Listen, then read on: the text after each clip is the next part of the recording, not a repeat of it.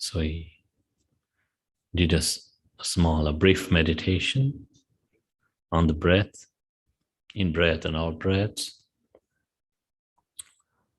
Because our breath is always with us, we can always know the breath. If we know the nature of the breath, then we can know the nature of our lives. The breath, it comes, one breath comes, in breath comes, and then it goes away, out breath. Then another in breath comes, then it goes away, out breath. Just like this. And then what happens when we leave? It continues. And then when we are going to die, in breath, out breath, no more in breath. Simple. Just like this. No big deal. In breath, out breath, no more in breath. So that's how our lives are. If we know the breath correctly, precisely, then we will know how it is changing all the time. In fact, we will know, if we know the breath deeply, thoroughly, we'll have the ability to predict when we are going to die. That much ability also we can develop by knowing the breath, natural breath. Because breathing pattern changes every moment.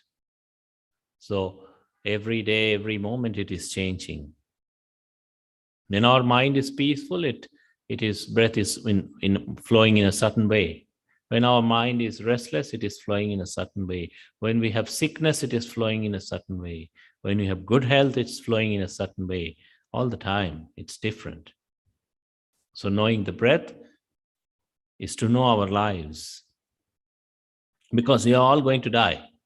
As simple as that. All of us sitting here going to die. All the people outside going to die. All the people living in this world are going to die. Simple. That is something people don't really contemplate or think about, but that is something universal. Not something that we can change, even if we wish I wouldn't die or so and so shouldn't die, that doesn't work here. That doesn't work. So death is for sure. Living, how long we live, we don't know. Living, uncertain. Death, for sure, it is certain. So if that is the case, then if we can develop something within our mind, within our heart, to live peacefully here and now, and to die peacefully, die without regret, die without worries. Now there's a scientific research, it seems recently, maybe a month or two back, they did some scanning or MRI of a person dying, and then they came up, scientists are saying that the whole life of that, especially the major life events of that person, it flashes before him, not physically, mentally, in his mind. It flashes before his mind. All his life's events, whatever good or bad or this or that he has done, that person has done, it flashes before him. But scientists are a trifle slow, I guess, because Lord Buddha said it 2,600 years before. The same thing. In fact, in much more detail, how we are going to die. Our strong tendencies, especially the things that we develop, the strong tendencies of the good, whether it is good or whether it is bad, whatever it is, those strong tendencies that we are developing, cultivating every day, that will flash in the form of a certain mental image. If it is a good one, maybe a pleasant mental image. If it is a bad one, maybe an unpleasant mental image. So that's kind of an indication. Where are we going to go? Where are we going to be reborn? So that's an indicator of our rebirth. But that is the time when people are about to die, maybe just in a few seconds or in a minute or two. So they can't do really much about it. They just see it and then they die after some very short time. But then there is something we can do when we are good, when we are healthy, when we are alive in a proper way. There are certain things we can develop. Lord Buddha has said in one of his discourses given to a person called Alavaka, a demon. This demon asked Lord Buddha certain questions. So then one of the questions he asked is, when one passes away from this life and goes to another life, when one is about to die, how does one die peacefully? How does one die without regret? What is the way of dying peacefully without regret? His Lord Buddha says, if you can develop these four things at least these four things, if you can cultivate in this life, your life will be peaceful, your death also will be peaceful. What are these four things? Truthfulness, satcha, truthfulness. Truthfulness has such great power. Whatever good relationship you want to build, whatever good friendship you want to build, whatever trustworthiness you want people to trust you, believe you, it all depends on this truthfulness. So truthfulness, it is one of the greatest spiritual qualities. When we say we would like to practice spirituality, we'd like to practice spirituality. What is spirituality? Learning, practicing to know what the reality of our life is. What is the true reality of our life? Life is impermanent, for example. Life is impermanent. All the time it's changing. If it did not change, then we would have been just newborn babies. We wouldn't grow up. It would just be like this. So life is all the time changing, all the time. Outside is changing, inside is changing. In the body it is changing, in the mind it is changing. So with all other people it's changing. That's the nature. That's the fundamental nature of our life. So now, if we are willing to develop wisdom about the ultimate reality of our life, we must start with the basic reality, speaking the reality, speaking in a proper manner, speaking truthfully. That's where it begins.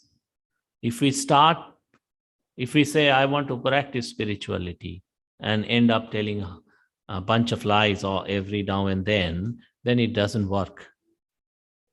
It doesn't work. It's like you want a clean bottle of water. You want a clean bottle of water. Somebody gives you, this is a clean bottle of water. Oh, very good. And then you add a lump of salt in it. Then it's not, you wouldn't be able to drink it. It's not worthy of drinking anymore. Or you add a handful of soil or anything, impurities, add to that. Then it's not worth drinking anymore. So the lies are just like this. It impures our mind. Every time we utter a lie, our mind is impure. A big lie, a small lie, a lie for this benefit, lie for that benefit, lying for greater good. All this is another sham and lie. Lying for greater good. No. Truthfulness is like this. Not for one's sake, not for others' sake, not for this benefit, not for that benefit. Truthfulness is truthfulness. When you have to speak, you have to speak. But then if you can speak truthfully, that's a very great power. That's a great spiritual power. If you go about roundabout ways and mixes your words in such a way that it confuses people or it conveys, it misrepresents the things, and it's not the right approach. It will never work. In spirituality, it will never work. You can go to any guru, any philosophy you can follow, it's never going to work. So truthfulness, that's the fundamental of a good life. Satchang. So the four things, we are talking about these four things. Lord Buddha says, if people can follow these four things, cultivate these four things, Satchang, Dhamma, restraint. Restraint in speech, restraint in bodily actions, restraint in thought. Basically, a good behavior. A behavior which is good. which is not harmful to oneself, which is not harmful to others. Restraint. Well-restrained person, which is good for oneself, good for another, not harmful for oneself or not harmful for others. So this is the second, basically, restraint or virtue or ethical conduct, being restrained against wrong actions, cultivating the right actions, being and restraining ourselves against doing wrong things, anything big or small, through the body, through the speech, or in our thoughts, being careful about it, restrained against evil, big or small, doesn't matter. Somebody gives you a nice plate of food, whatever you like, biryani, and then on top of the biryani, just throws a small amount of, say, sand. Just a pinch of sand for construction, the same sand. Will it be, can you say, it's just a small amount of sand or soil, it's still good enough to eat? Can we do like this? Can't. It's not good enough to eat. You have to discard it, throw it away, right away. Simple. So same with the good, evil things. Evil things, we can't say, oh, it's small, it's nothing, it's innocuous. No, it's not. It's not. If you really wish to develop yourself correctly, then evil is evil, wrong is wrong, bad is bad. Whether you like it or don't like it, whether you believe it or don't believe it, that doesn't change. And that doesn't change anything. So restraining against evil, wrong things, harmful for yourself or harmful for others, being violent or cheating or deceiving or being not respecting one's relationship between father, mother, son, daughter, husband, wife, being not respecting one's relationship, or telling lies, or getting addicted to alcohols or drugs or such things. These are things which are harmful for oneself, harmful for others. So like this, restraint. Then third one, thiti, patience, patient endurance. It's a wonderful spiritual quality. Patient endurance. So if we have to achieve anything good, anything big, anything noble, then we have to be patient. It just doesn't happen overnight. Nothing big happens overnight. It takes time, and that's okay. If you are able to be patient, if you patiently keep doing it, be at it.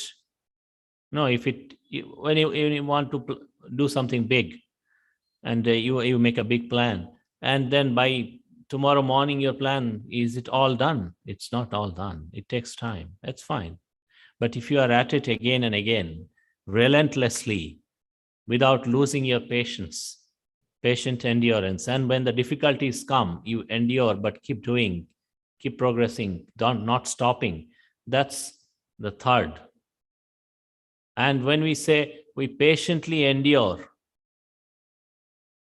when we say patiently, people say bad things. I patiently endure other people's bad words. No, absolutely not.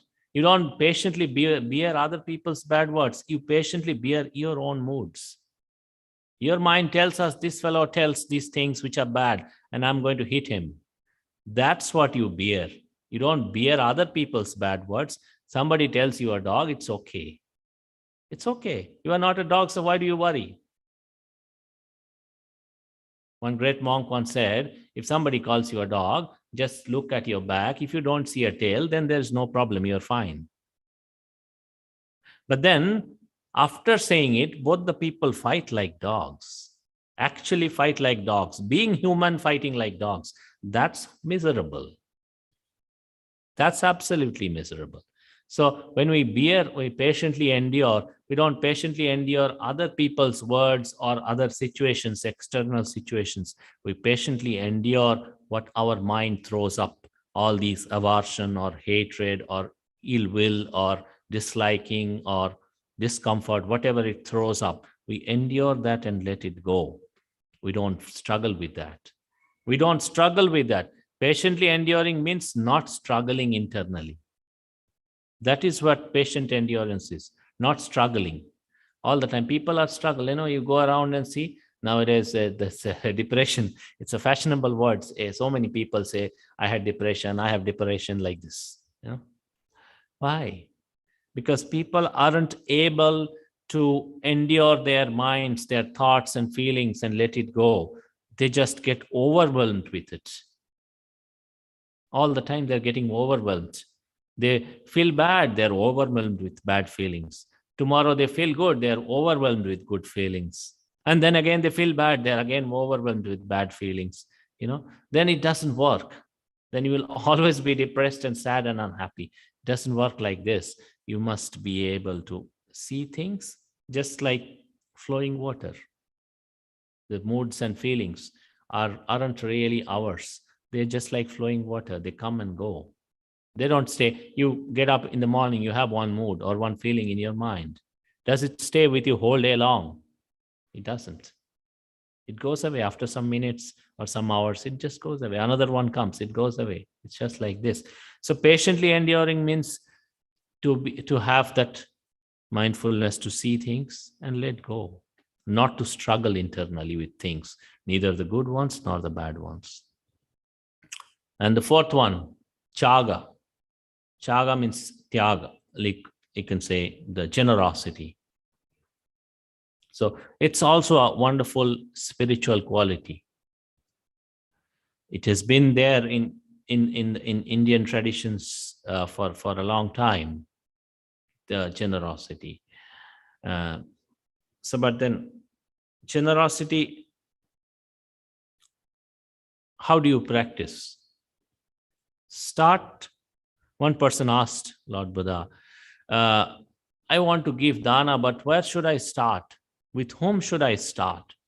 Lord Buddha said, the person you are most comfortable to give, start there. It can be your family members, it can be your friends, it can be your relative, it can be a random unknown person, doesn't matter. It can be anyone. Wherever you feel, oh, this is a good place to give dana, this is a good person to give, you give there. It doesn't matter whom. You start there, because your mind should have the willingness and joyfulness to give. So that is one aspect of generosity. When you give joyfully. Whatever big or small you give joyfully. That's one aspect. Why do we give? I do dana. People can think like this, I do dana. Oh, people say dana is a meritorious action, as punya karma. But why is it? If it is really, is it really? Question it. Don't believe things. People say, why is it? If it is so meritorious, why is it meritorious? There must be a reason. There are causes and conditions for everything. For things to go bad, you buy milk from the market, you bring keep at home. If you boil it properly and then cool it down, then keep it. It's not going to be spoiled so soon. And if you don't boil it properly, you just keep it in a warm place, it gets spoiled soon. So there's a reason for the milk to continue as milk for a longer time. There is a reason for the milk to be spoiled quickly. There's a reason in both ways. Both have their different reasons. So why do you have to believe dana is good? When you are giving something to someone happily, look into your mind, first of all. Do you feel very sad or depressed, or your mind feels very heavy, like a big piece of heavy stone? Does it feel like that? Or it feels good, I'm giving something, whether big or small, I'm giving something to someone. Does it feel light? So that's an indicator. That's right there on your mind at this time, and when you're giving the dana. That indicator, what does it say?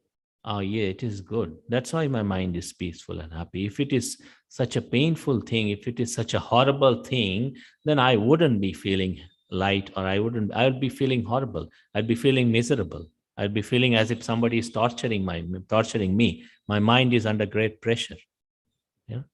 So that's one indication. Here and now, you can check by yourself. You don't have to go and ask other people. And that's one. And then why is it so? Your mind, when you're giving something happily to anyone or helping anyone, your mind is happy, light, feels peaceful, feels good that moment. Why? Because you let go of certain amount of your attachment. Whatever you give, to that extent you let go that bit of attachment to that object or whatever it is. Or it's your time, or it's your object, or whatever it is. It is my time, it's my money, it's my wealth, it's my object. I wouldn't share with anyone. You think for a moment, then reflect on your mind. Your mind feels a little tight. Your mind feels a little heavy. The moment you think in opposite direction, oh no, I can give a little, I can give this to other people. It's not a problem. That time your mind feels light. So you are able to let go some part of your greed or craving or attachment, whatever you call it, that moment when you are doing that generosity. And that's what makes your mind, because greed is what makes mind heavy. Hatred or aversion is what makes mind heavy. So when you're reducing the greed, then your mind is light. That's where the merit comes from. That's where the goodness comes from. It doesn't come from the trees. It doesn't come from this building. This building. So, for example, so many people come here in this hall every day. Some people come with a lot of faith. They listen to what the monks are teaching, or they practice meditation, or they give dana, and they feel joyful about it, happy about it. And then some of them feel so joyful that they repeatedly, even sometimes after going back also so many times, they call and tell, or they come back again and do it like this. And then there are certain other people who just come. Some people come up to the door. Some up to the door, see inside, go back. Some people come, enter through the door, look around, go back. Some people take a cushion, sit for a couple of minutes, don't pay attention much, go back. So all kinds of people come here in this hall. Hall is just the hall.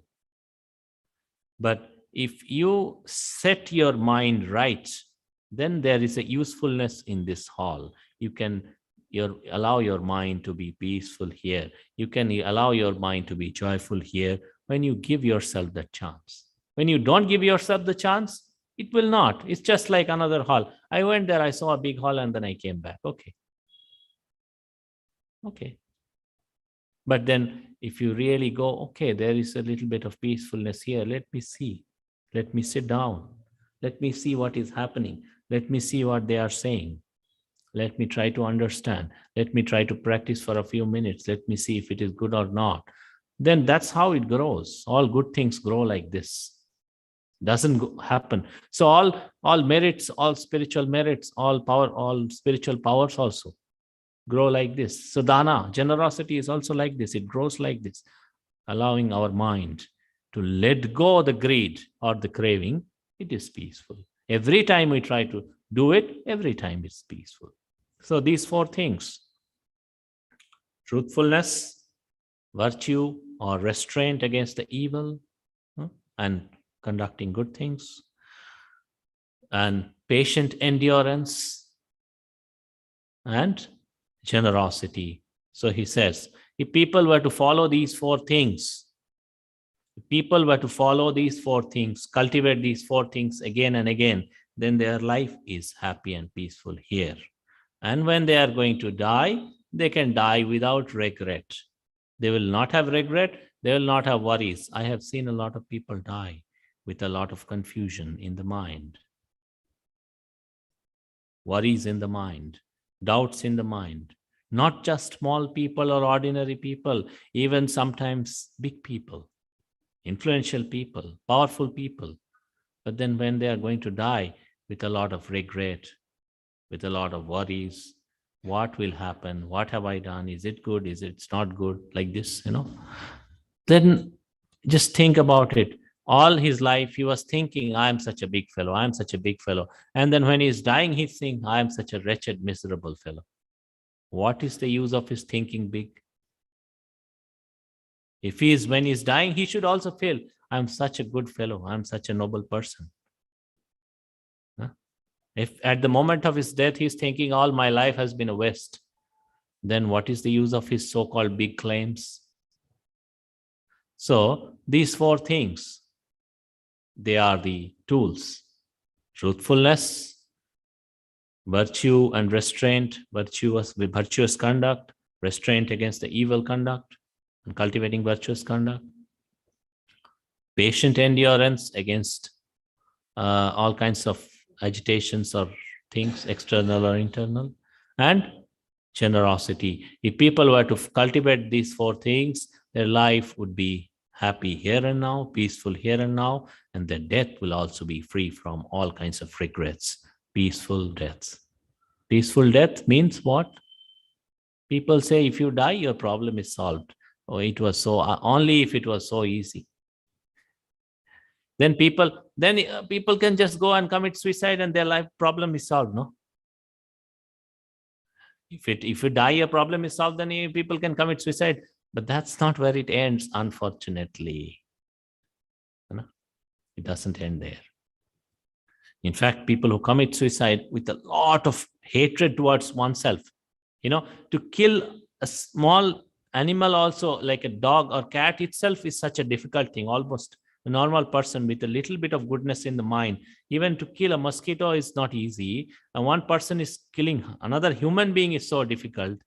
It's difficult for normal people to do, to kill another human being. And then when one kills himself, you can imagine how much of anger or hatred towards oneself it will be there in the mind.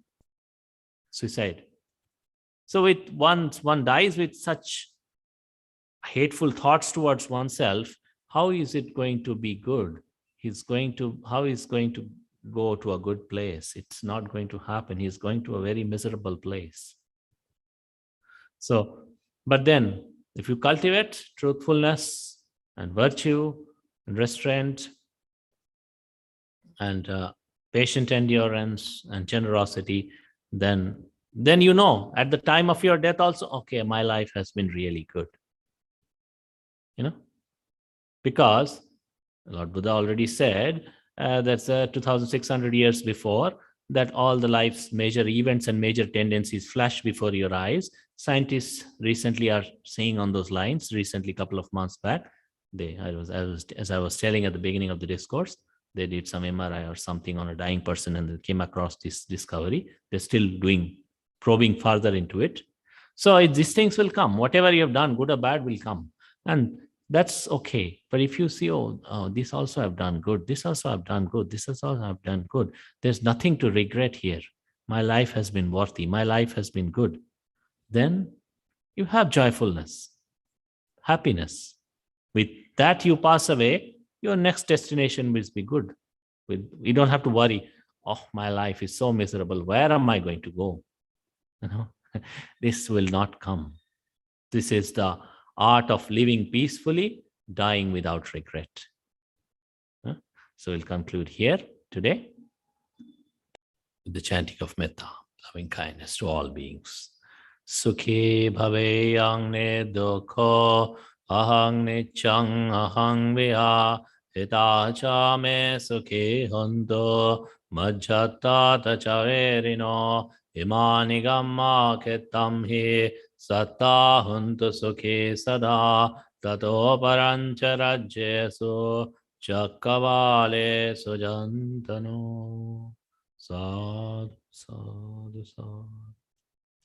Conclude here and we'll meet again on next Sunday, same time at 6 o'clock. And those who are willing to meditate can come every day, 5:30 to 6:30, and on Sundays, 5 to 6. We are having meditation here, so you can come and meditate if you wish.